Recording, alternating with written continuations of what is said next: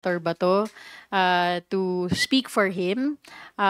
Pero marami naman, sabi nga niya, 'di ba, madami naman din taong bayan siya nakakausap.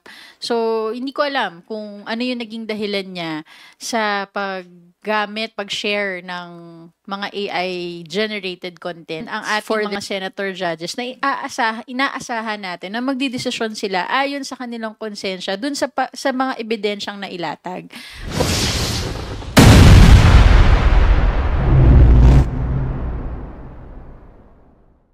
Mga boss, another video, another issue tayo at eto na Senator Bato. Naiipit ngayon dahil sa pag-share niya ng AI-generated video tungkol sa issue ni VP Sara. Paano niya kaya ito malulusuta? Kaya bago magumpisa ang video, huwag kalimutan mag-like, share, and subscribe mga boss. Since hukom din naman sila. Unfortunately, ayokong magbitaw ng opinion na hindi ako eksperto. Nakikinig lang din ako sa mga legal luminaries natin na nagsasabi based on their experience and kanilang research. Kaya nga, bilang tagapagsalita ng House, ang pwede ko lang masabi ay ang hilingin sa senator judges to ensure that they will comply and perform their roles in the impeachment trial as senator judges, to sit as a senator judge, to receive the evidence and decide the case based on the pieces of evidence that will be presented with impartiality, not for political reasons, but for justice and accountability na hinihingi ng mamamayang Pilipino. In case may plano ba ang House po kaya na prosecution panel na silipin ito? Hindi ko po masasagot at hindi po ako makakapagsalita para sa prosecution panel tungkol sa issue na yan. Okay. One last point. Ba't po kaya gumamit pa ng AI si Senator Bato para magsalita for BP Sara? Wala ba sila makakuha tunay na tao? Hindi ko rin po masasagot yan dahil hindi naman po ako si Senator Bato to speak for him. Pero marami naman, sabi nga niya, 'di ba, madami naman din taong bayan siya nakakausap. So, hindi ko alam kung ano yung naging dahilan niya sa pag-share ng mga AI-generated contents for their own narrative. Linawin ko lang po. Taong bayan, taong bayad. Ano po yun? Your guess is as good as mine. Pagkakarinig ko po taong bayad eh. Sorry. Salamat po. Thank you, Willie. Rosalicas from UNTV. You're recognized. Hi po, good morning po, attorney. I-clarify ko lang po yung statement nyo po earlier na wala pong kongresista na kasama dun sa stranded sa Israel. Pero nag-release po kasi ang DFA sa media ng statement with numbers na meron pong 2 congressmen party list. So, nilinaw nyo naman po kanina, hindi sila 19, walang kongresista sa 19 Congress. Does this mean po na meron po, pero hindi kabilang sa 19? Ang kaya ko lang po masagot ay yung information na naibigay sa akin na for the 19th Congress, walang members ng 19th Congress na nasa Israel ngayon. Hindi ko alam, wala akong detalye kung meron mang mga miyembro ng dating Congress ang nandoon ngayon, so hindi ko siya masasagot. Pero you have direct communication with DFA regarding po dito sa issue na? Hindi ko pa po sila na kakausap, na nag-check lang din po ako ng information sa ngayon. So far, yun po yung information na meron ako. Regarding naman po dun sa AI-generated video na posted po ni Senator Bato de la Rosa na tagged as false information ng third-party fact-checkers, are you appealing to the concerned government agencies na papanagutin ang senador dahil po sa pagpopost ng false information? We need to check kung ano yung mga existing laws that magiging applicable to do that eh. Pero kailangan ba lagi may fear of kakasuhan? Bilang isang public official, hindi ba dapat automatic to sa ating perform ng ating duties na katotohanan ang uunahin, hindi panlilin lang. So, siguro yun muna yung kailangan natin hilingin na sa bawat public official, regardless kung ano yung political affiliation, that we propagate truth, not false information. Okay po. Third question ko na lang po. Regarding po sa statement po ni Chief Presidential Legal Counsel Juan Ponce Enrile, he believes po na may sentiment dahil po sa gitna ng mga antala sa impeachment proceedings against the Vice President. It seems like the Vice President does not want to face the trial as well as the Senate. The Senate does not want to proceed with the trial dahil nga po sa mga delays. Does the House of Representatives share the same sentiment? I have high respects for the former Senator Juan Ponce Enrile and current Presidential Legal Counsel, who incidentally is also my former boss and mentor when I was practicing lawyer at Ponce Enrile, Reyes and Manalastas Law Offices. I respect his opinion. These are individual opinions of people sa ngayon. We will focus on our role in the impeachment process. As much as we want impartiality from senator judges, we would also want to exercise impartiality in prosecuting and conducting our role in the impeachment trial. So, ang role ng impeachment prosecution panel is to prosecute according to the pieces of evidence that we can present. We are ready to present. And if allowed, and if the trial will proceed, we will be presenting before the court. Pero ma'am, are you still expecting further delays? There shouldn't be further delays because the Constitution stated that the trial should proceed forthwith. Pero hindi po yun yung nangyayari. Well, sa dulo, sabi nga lagi ni Senator Juan Ponce Enrile, history will judge us according to our actions. And the public will judge us. The public is what, the Filipino public is watching us. And dapat gampanan natin ang ating trabaho ayon sa sinumpaan natin sa mamamayan at sa batas. Thank you po. Thank you, Rosalie. Bibian Gulia from ABS-CBN2. Ma'am, clarification lang din on your statement dito sa mga kongresista na sinabi ng DFA ay stranded sa Israel. So safe to say po ba na there is no congressman under the 19th Congress na stranded sa Israel, and your basis for that information, did we communicate with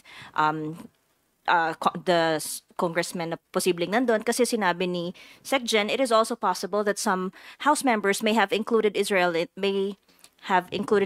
their travel itinerary en route to Europe or back to Manila. So posibleng parang may nag-layover, etc. What I can confirm now is walang members ng 19th Congress ang nasa Israel ngayon. I have no personal knowledge if merong in transit or change their itineraries, but according to the information that I have now, walang members ng 19th Congress ang nasa Israel ngayon. And then follow up lang dun sa question ni Ate Rose on the statement of former Senator Enrile regarding it. It seems VP Duterte does not want to face impeachment trial. Ano po yung stand niyo? Do you think may involvement po si VP Sara dito sa perceived foot dragging ng Senate Impeachment Court or wala po? I don't want to speculate on the VP's involvement or non-involvement in anything. Ayoko naman din na magbibigay ako ng ang mga opinion na hindi din base sa clear na mga ebidensya, nakikita naman natin kung ano ang nangyayari ngayon. Kaya patuloy pa rin ang ating posisyon at we maintain the position ng House of Representatives that ginawa ng House of Representatives ang kanilang tungkulin ayon sa saligang batas dito sa proseso ng impeachment process. If kailangan questionin, meron naman ding proper forum para questionin yan. Pero ngayon, nakita natin na dapat may presumption of regularity ang ating mga ahensya ng gobyerno bilang ang House of Representatives ay they enjoy that presumption of regularity. Now it is now up to the Senate as an impeachment court to proceed with the trial. You mentioned proper forum, and there are statements saying that the Senate impeachment court may have committed grave abuse of discretion by returning the articles of impeachment to the House of Representatives. Is the House of Representatives at this point considering to raise the matter before the Supreme Court, or it's off the table at the moment? I cannot answer that. We will have to check with the prosecution panel on the next steps. But the prosecution panel is focused in preparing for the trial itself, in the presentation of evidence of each articles of impeachment. Yun yung focus nila ngayon. So I cannot answer your question. Thank you po. Thank you, Bibian. Pamela Vasquez from DZMM.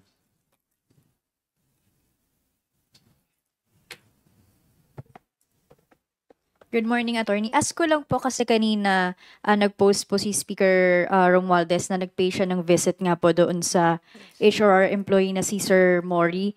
Ask ko lang po if meron po bang na-extend ang camera or office po mismo ni Speaker na financial or legal help po doon sa family. I will have to check on that. Hindi ko pa na check kung ano yung mga tulong na naibigay doon sa pamilya. Na alam ko na dumalaw na siya, nakiramay na siya sa pamilya. Alam ko na hiniling na ni Speaker Martin sa mga authorities to ensure na talaga maimbestigahan at mabigyan ng hustisya ang pamilya as soon as possible.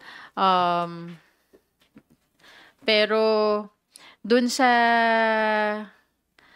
and I think may statement na rin naman na binigay si Speaker which na tungkol sa insidenteng ito. Pero on the actual assistance na naibigay, hindi ko pa siya masasagot. We will provide you the information as soon as we have it. Thank you, sorry. Thank you, Pam. Okay, we will entertain phone-in questions from Kenneth Basilio of Business World. With the impeachment trial of the Vice President expected to begin in late July, it is likely to coincide with the submission of the proposed national budget and start of the budget's deliberations. First question, ma'am. Is the House concerned that the Vice President Duterte's impeachment trial could affect the Congress budget deliberations should the proceedings be swiftly performed? Magkahiwalay po na role ng House of Representatives ang impeachment at ang budget process. Meron tayong prosecution panel for the impeachment trial, and then the rest of the members of the House of Representatives would be able to conduct the hearings for the 2026 general appropriations. So, tingin ko hindi naman yan magiging problema. Thank you. Second question, what are the possible consequences if the impeachment trial delays the national budget's deliberations? Should the proceedings be swiftly held to prevent disruptions in the budget process? Pakiulit po, ano yung bibilisan, yung impeachment para hindi makagulo sa budget? Anong consequences sa deliberations sa national budget kung there will be further delays in the impeachment proceedings. Well, ang consequence And other options, ma'am, to avoid disruptions daw sa process sa House. ang consequence ng delay ng impeachment trial ay hindi lang siya makakaapekto sa budget, makakaapekto siya sa mamamayan. Gusto natin na maging matapos ang mga issues tungkol na napapalibot kay Vice President Sara, tapusin natin ang trial. Magkaroon na ng trial, mapresente yung mga ebidensya para makapagdesisyon ang ating mga senator judges na inaasahan natin na magdidesisyon sila ayon sa kanilang konsensya dun sa mga ebidensyang nailatag. Kung ano man ang magiging epekto nito sa budget process, tingin ko hindi dapat. Dahil hiwalay ito na trabaho ng House of Representatives. Dahil sigurado kami, ang House of Representatives, kayang-kaya namin tugunan yung trabaho na obligado kaming gawin ayon sa batas.